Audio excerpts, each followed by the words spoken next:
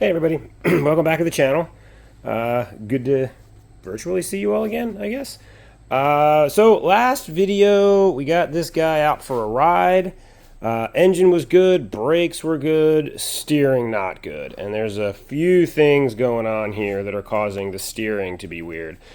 But I think we have to start with a couple of lessons about sort of what we're going to be talking about. So there's really three adjustments for the front end on when you're doing an alignment. The thing about an alignment is, at the end of the day, the best alignment you're going to get done is if you can take it to a shop that knows how to do it on an older car like this and have them use their lasers and their measurement devices. It will be more accurate. It will be better.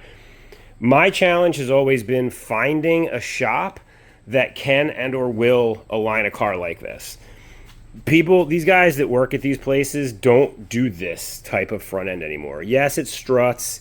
Yes, it's still the basic camber, caster, toe or the same adjustments, but I've had really bad luck at shops getting these done. And so much so that with my last Superbeetle, I just taught myself how to do it a way that works for me, and it drove great. The tires were not scrubbing. I'm a little hesitant to even do this video because I know how people on the internet can get. Everybody's got a way to do it. I don't really want to get into an argument with people about that's not right, that doesn't work. I totally get it. There's going to be better ways to do this probably. There's probably going to be people out there that work at alignment shops that might watch this and may cringe. I don't know. What I can tell you is that this works for me. So I guess what we'll say about this video is this will get you close enough to take it to a shop. So you can drive it to an alignment shop. The fact that I've actually just run them myself afterwards and not had a problem, your mileage may vary. Couple things to note about the Superbeetle. One, it is McPherson struts, so you've got coil springs with pivots at the top, and that's what the wheels pivot on. There's I'm not sure what you'd call it. There's a lever, we'll say, in the middle of the steering that the steering box connects to.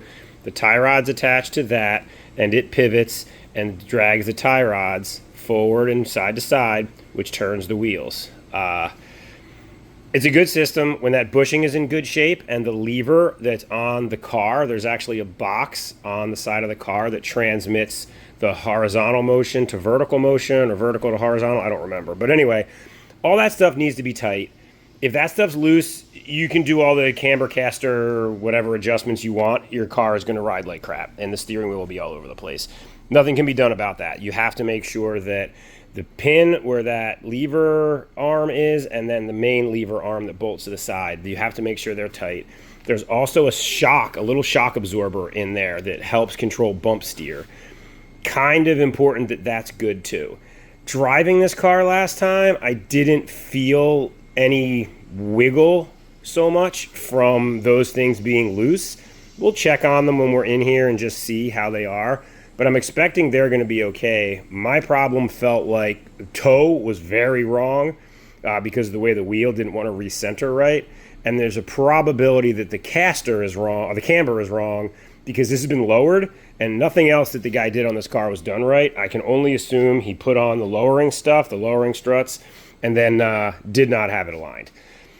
Symptomatically, aside from the way it's driving, the inner edge of each tire in here, you can't really see it. In here, I got so you can see this is almost at the wear bars. This is brand new.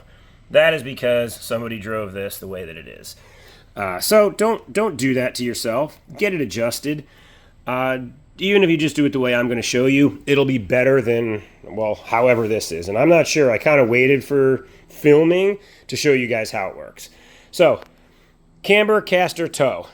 Caster, I'll talk about first because we're not going to adjust that. I believe there are some ways to do adjustable strut tops to adjust caster, but I'm not doing it. I've never done it. Unless there's a burning need to do it, I won't do it on this one either. Or try to figure it out. But essentially, if you think about the plane of the wheel here, the center line of the axle is right here. Caster is this forward and back of that center line. And it's, geometrically, how the suspension's set up. Caster is pretty important, but for purposes of this video, just know that that's the off of center axis, vertical axis, that the suspension is traveling up and down. Again, that can be set on a lot of different cars. It can be set on this one, I guess, but I don't know how, and I've never done it. The big one for us is going to be camber, which is going to be, if you're looking at the car this way, am I backed up? Camber is the tilt of the wheel at the top. Negative camber, the wheel is tilted in at the top. Positive camber, the wheel is tilted out at the top. I can tell by looking at this, like if I just get down here and I sight down the tire, you can see the tire is negatively cambered. I don't know if it's showing up on camera real good for you guys, but the top of the tire is way in. So I know that's wrong. I know that the camber is not adjusted right. The other thing is that's really important, aside from camber and caster, is toe. That is, looking at the front of the car, are the wheels, and I guess I'm not sure how to do this orientation-wise. Is the distance between the two front wheels shorter than at the distance at the back of the front wheels? Or is it larger at the front than it is at the back of the wheels? It's basically, I can't really hold the camera and do it, but it's kind of like, think of it like a wedge. You kind of want the pointy part of the triangle at the front, not the back. It's negative toe. I think it's like 1/8 of an inch on these. I have to look it up. 1/8, 1/4, something like that. It's not a ton, but it is, you do want toe in, which is the fronts of the tires being closer to each other this way than the backs of the tires are.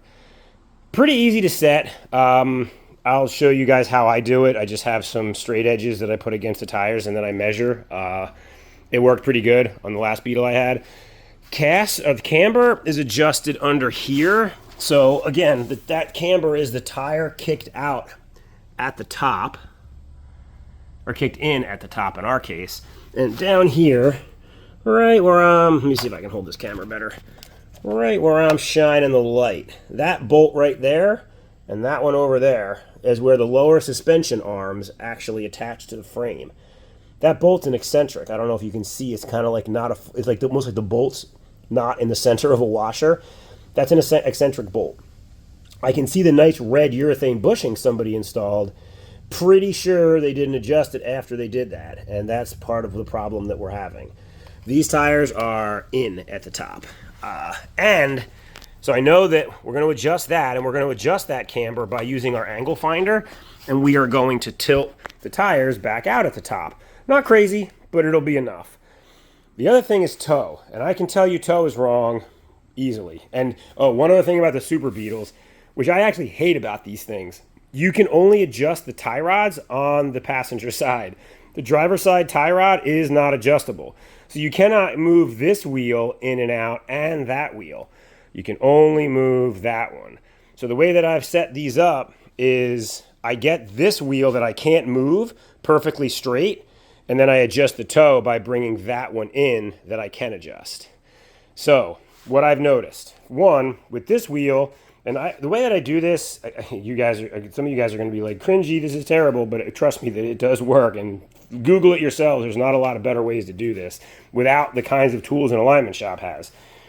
If you sight down the fender line and you can kind of use the center nut as a reference point, you just close one eye and bring your eye in until that center, like the center of that starts to disappear, and see how much tire is left on both sides. So if I was doing it with you guys, I'd bring it in like this, and you can see just as that center nut right here starts to disappear, I've got a pretty equal amount of tire showing, of rim showing, as it just comes back.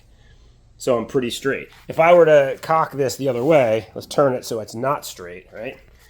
And I do that same test, and I bring it in to that little knot on the end of the axle nut. You see how much more tire showing in the front than in the back?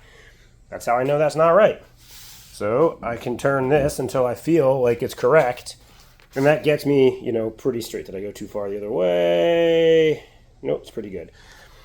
Again, lasers are better, folks. Not here to tell you they're not. This will get you down the road. So that one's straight. I can do that test up and down, but then come over and look at this little gem over here. And I'll show you guys the same way. Oh man, look at how much tire is sticking out at the front here. This thing is kicked way out. I don't think this is going to do it justice, but you can see how much tire is here. This is way out. Now, the concern that I have is that when I get down here, and again, this is the only place the tie rods are adjustable on this, is on this side. When I get down here and have a look at the old tie rod, well, that's right here. This is the tie rod. I don't got a whole lot of thread showing there. I can't screw this in a lot further. So I could have something else bent under here that's causing this. I don't see anything bent, but the first thing I want to do is I want to set the camber, because the camber can affect the toe. If I set the toe and then I change the camber, I'm changing the position of the wheel straight up and down, and if I bring it back out, I've just moved the position.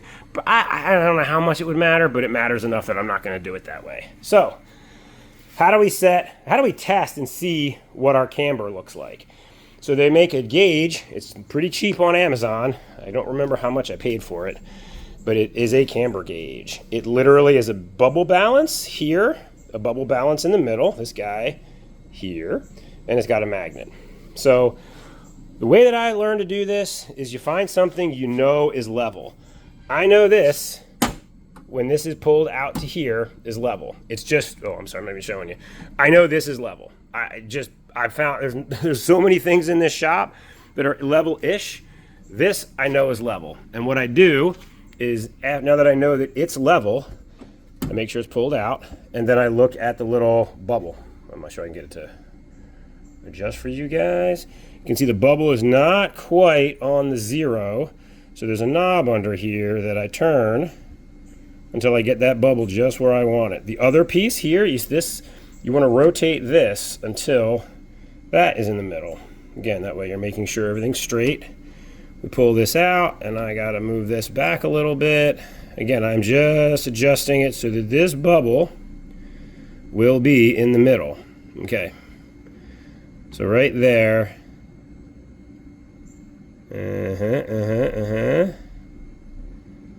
All right. So now, in theory, my gauge is adjusted.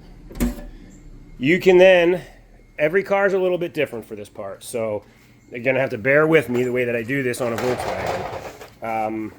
You need to get this stuck to something you know is flat. A lot of videos on the internet will stick it on the brake rotor. A couple problems with that. One, this measurement has to be done with the car on the ground. It has to have weight on its wheels. Two, this measurement has to be done as close to the center as possible. It's that sensitive. You put it way out here on a brake rotor. Is it going to be accurate? No. Will it be close enough? Maybe. Depends on your car, I guess. I've never had bad luck doing it off the middle. One other caveat to point out before I even bother measuring this, the car has to be level. The tires should have the same pressure in them. The car needs to be level side to side. Because again, everything we're doing is level here. And you can see I've got a series of these shim guys underneath the tires because my floor is not 100% level. It is right now. And you can put a level across the cowl at the straight part, across the top of the windshield. Take your pick. Make sure that your car is level. The more level it is, the more accurate this measurement will be. So now I'm assuming from looking at the wheels, the way they are, that I'm going to have pretty significant negative camber. The way that I set up my last Beetle was I didn't put it at 0. I gave it just a hair of negative camber. Negative camber helps in cornering. I find that at least in a Beetle, I had better luck keeping it a little bit negative. You can look on the internet. There's specs out there. They're in degrees. They're in different Bentleys, and I swear they're always different. Find what works for you. Find the spec you like. You pretty much can't go wrong with straight up and down. It's probably going to be okay. You're not going to cook your tire edges with straight up and down. A little bit of negative, again, probably good, but I'm suspecting this is going to be a lot of negative. So you got to get this guy on here in a way that he's registering. I'm having a hard time doing this with one hand. It doesn't fit the magnet perfect, so you have to hold it so you know that it's flat. And yeah, you can see, I guess you can see. Can you see? Can I see? Well, we're at 2. Just a hair under the 2. How would that focus? Just a hair under the 2. So this thing is way cambered in. Let's check the other side. And the only reason I'm holding it is because these things just don't have enough magnet to them to really grip right, and so I can know they're level. I also want to make sure that my little balance at the back here is level when I do it. I don't think I did that on the other side. So let's get this on a spot that's straight. Should be right about there, and then we'll rotate it. And we got a little less camber on this side. Looks like 1.5. Let me arrange this, make sure it's the same. Yeah, 1.5. Again, I don't know why this won't focus on that. It just hates this for some reason. So 1.5 there. Let me just check this other side again because I don't think I did the level. It's not going to change it much, but why not, right? We're doing this. We're doing a video here. So we get the bubble in the back, in the middle, and then look at our camber.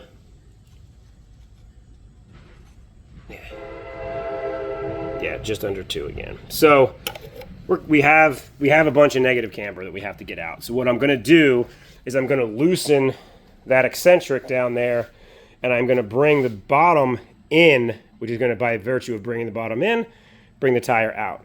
I got to jack the car up a little bit to do that. You can't really do it with the weight on the wheels. The eccentric can strip. So I'm going to put the car up a little bit.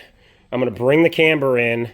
And the way that you do that, I'll show you guys when I come back. But the way you do that is, I know what the camber just was. I was just under 2.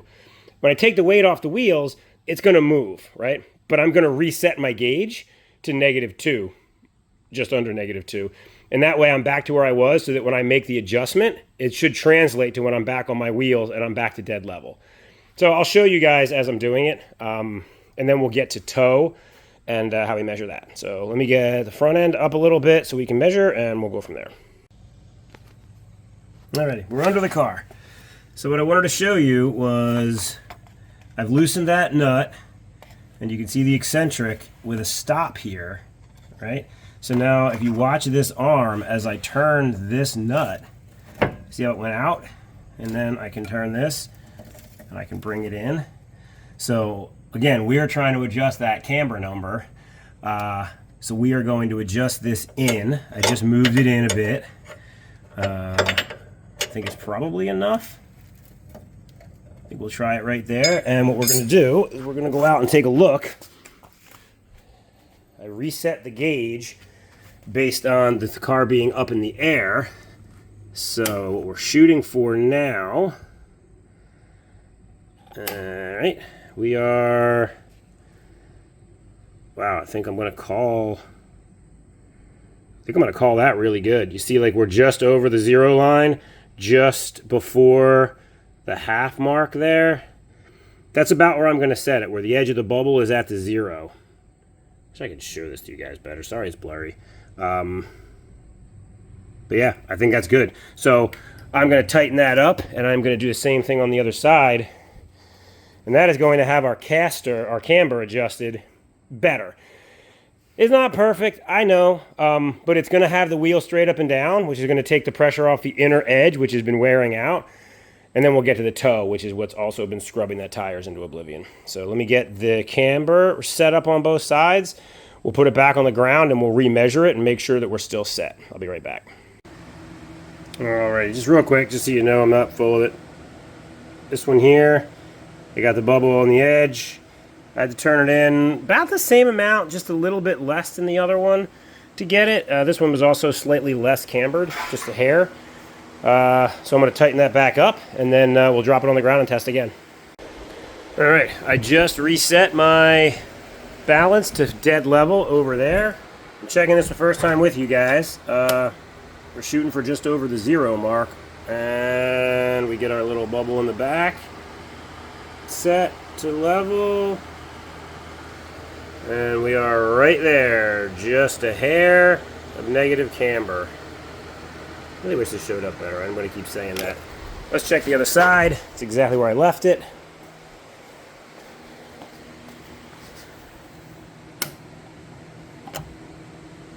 Let's get this on the right way. And yeah, there we go. This one maybe could use a oh, no, there it goes. It wasn't latched in. Yep, perfect. Right on. So, that's that, folks. That's camber. Now, I'm going to say it for the 100th time. please understand, this isn't with lasers. This isn't the way that you would do it if you had all the machines. This disclosure is, this will get you to the alignment shop. If you happen to be on the way to the alignment shop and find out that this thing runs great at 70 miles an hour and it's straight down the road, well, your mileage may vary at that point, whether you continue on to the alignment shop. The next big one we got to handle is tow. I mean, hopefully you guys can even see it here. This sucker is so far out, and it's worse now that the camber is set correctly. I did my same straightening with this that I did last time. You know, just kind of edge your way in until you got it. The other thing we're going to do is we're going to have to adjust this steering wheel at some point. This is actually worse now. It's actually off more. There's a couple things we're going to have to do to the steering wheel. I mean, not the least of which, it is the top bearing is shot. But what I did in the other Beetle that I just got rid of, I got the alignment up front straight.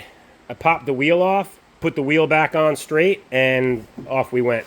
I don't know how you're supposed to get the steering wheel straight and deal with the tow with only one side being adjustable.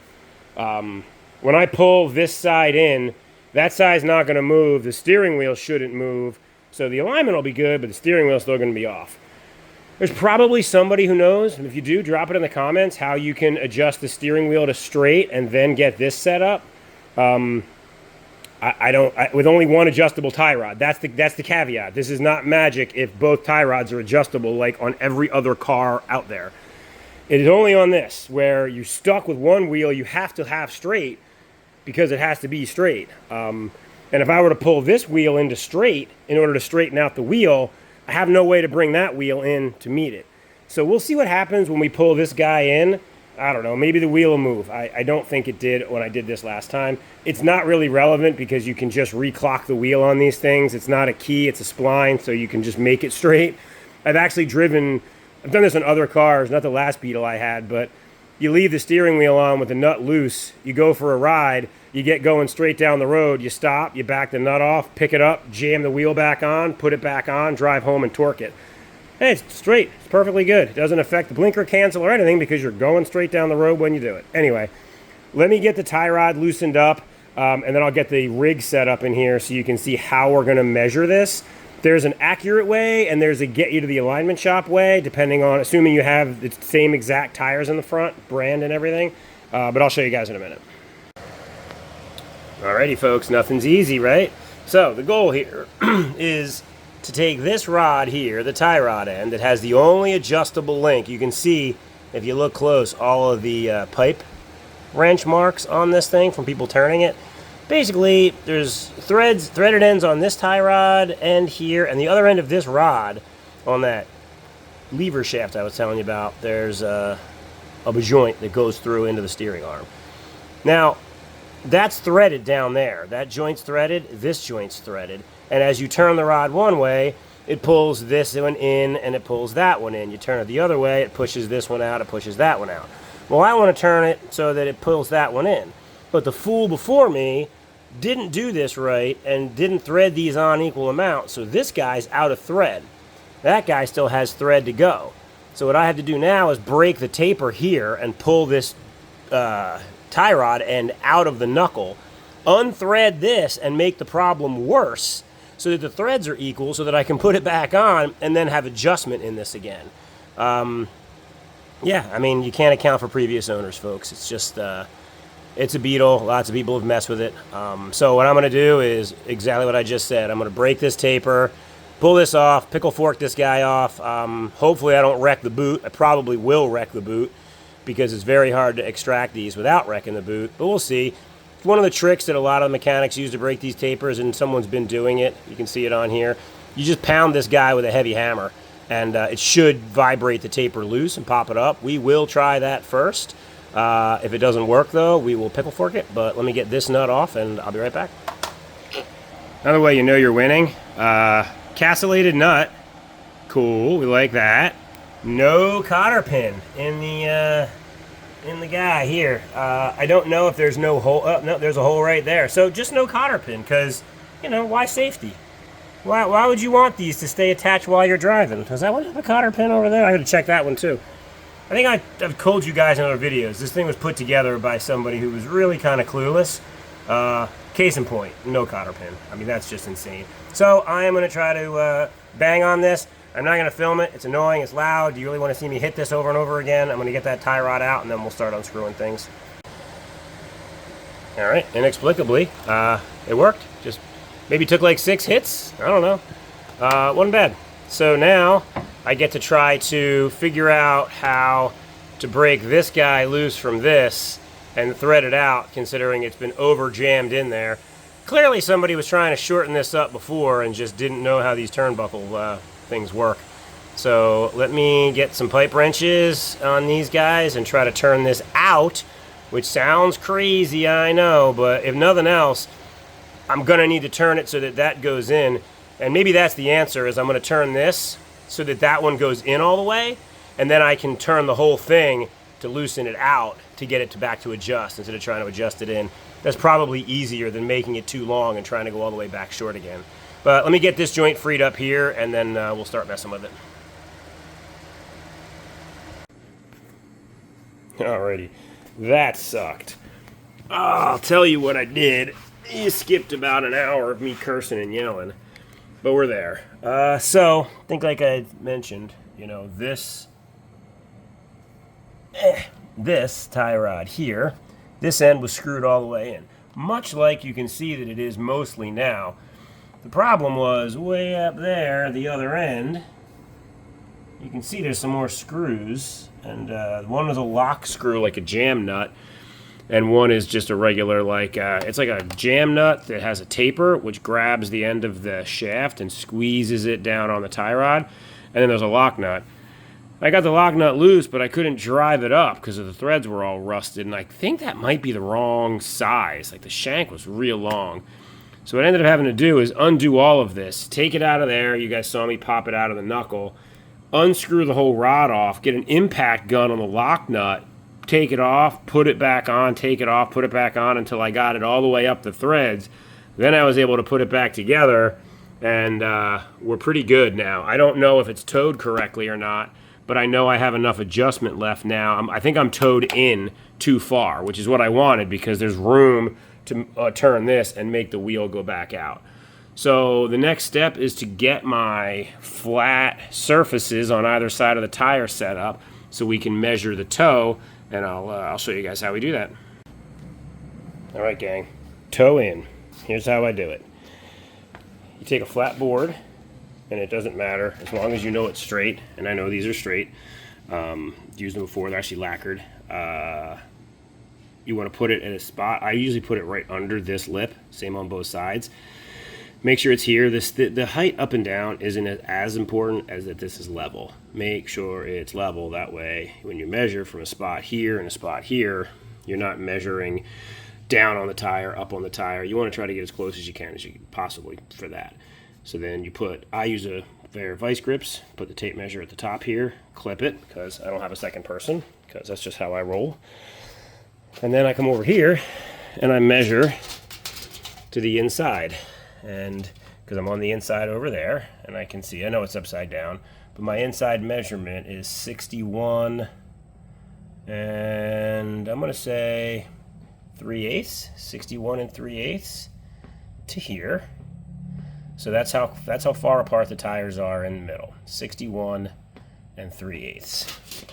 Now, I'm going to pause you, and I'm going to set the same thing up on the back. All right, same thing over here. We're 61 and 3/8 in the front, and in the back, we are at the inside edge. I really should have measured this the other way. We're pretty close to square, it looks like to me. 61.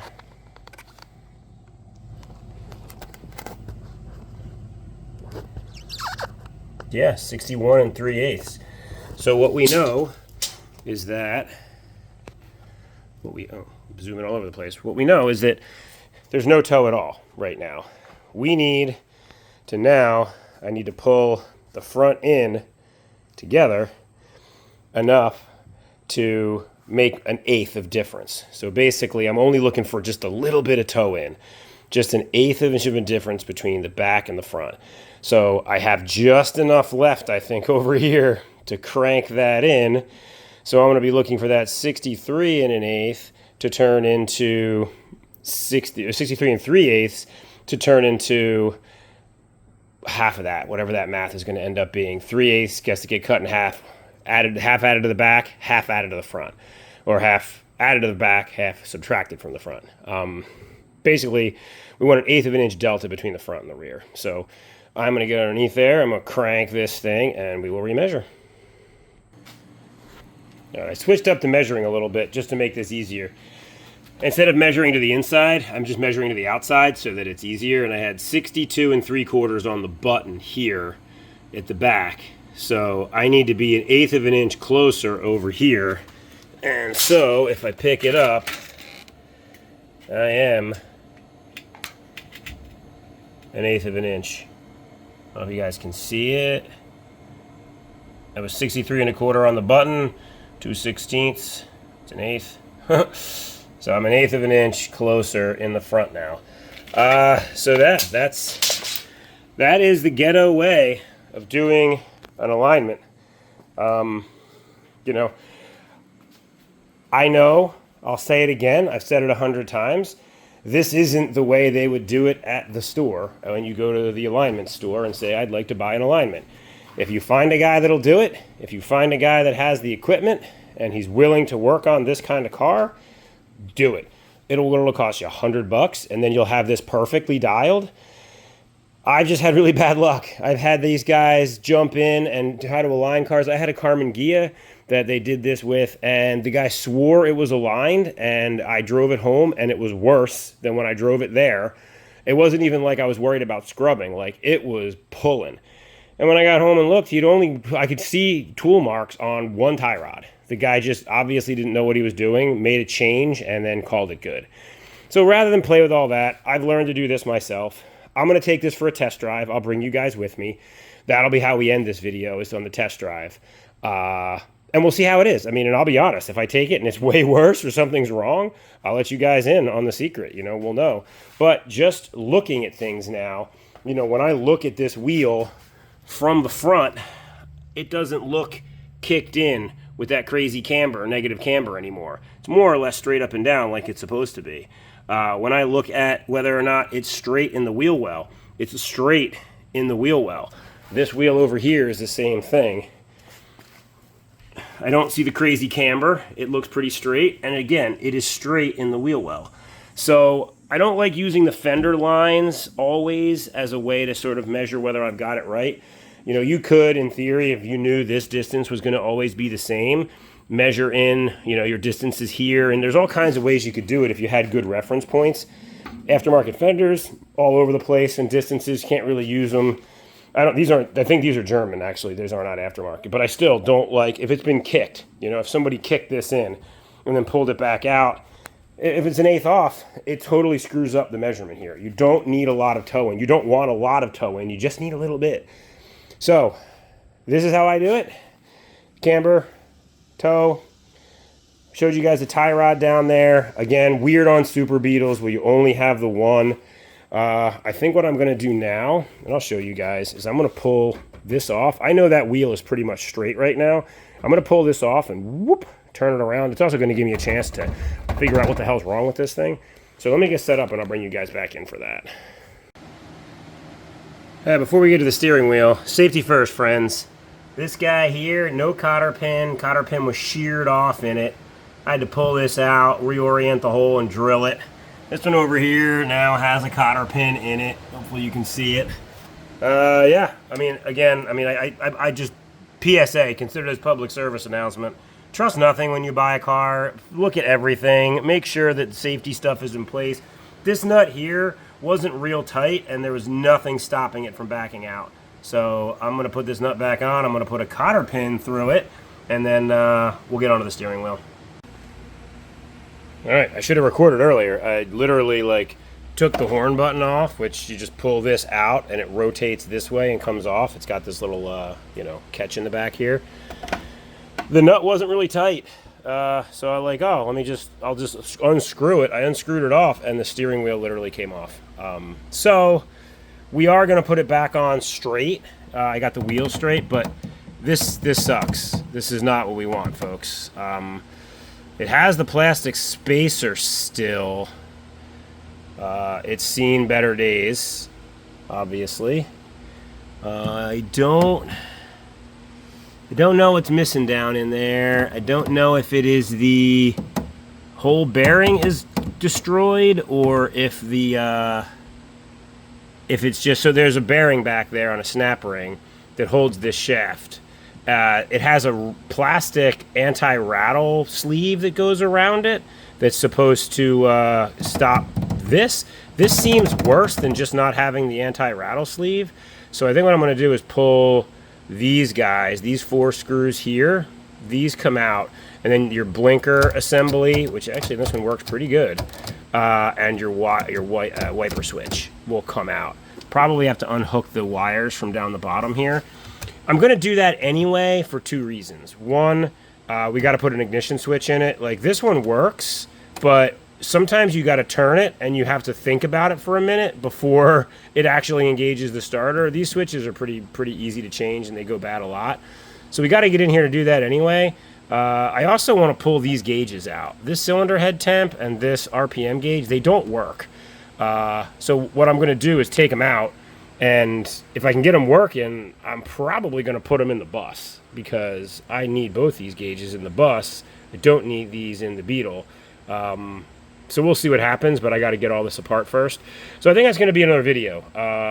I'm going to finish this video up with a drive, so you guys will see like alignment and first drive, and we'll see if I did it right based on how it feels. Kind of like, you know, when the chef tastes his food and tells you how great it is. I promise if it's not good, I will certainly let you know that it needs to be redone. But yeah, we'll tackle this mess in a subsequent video. But yeah, let's go take this thing out on the road and see what she does. All right, folks, let's see if the alignment worked. I have not driven this since I did the alignment, so we'll be finding out together if the steering wheel is straight, if all of the things operate better. I still haven't fixed the gas pedal, so I'm still struggling with that, but the steering wheel is obviously feeling better with the bearing and the bushing replaced. Let's see how she feels going down the road a bit.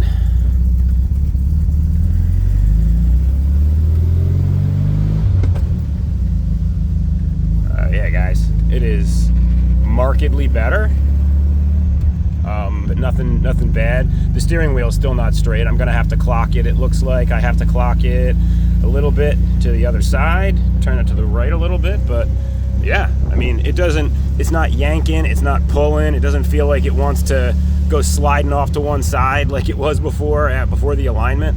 Getting the camber right really has it centering nice. So yeah, I think we're fixed. I just have to deal with the alignment of the steering wheel. Again, you know, full disclosure, this whole thing is really better done in an alignment shop, but if you need to work on it on your own, or make it so that you can get to an alignment shop and you want to be able to drive it there without scrubbing your tires into oblivion, this is a pretty good solution.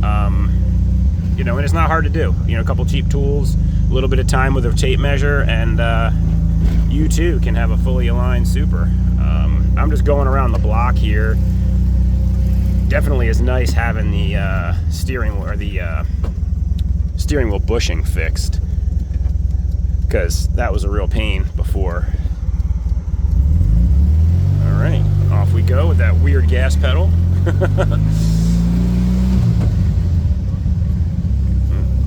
Blinker cancel still fails to work. Yeah, all the power's there, guys. It definitely runs good.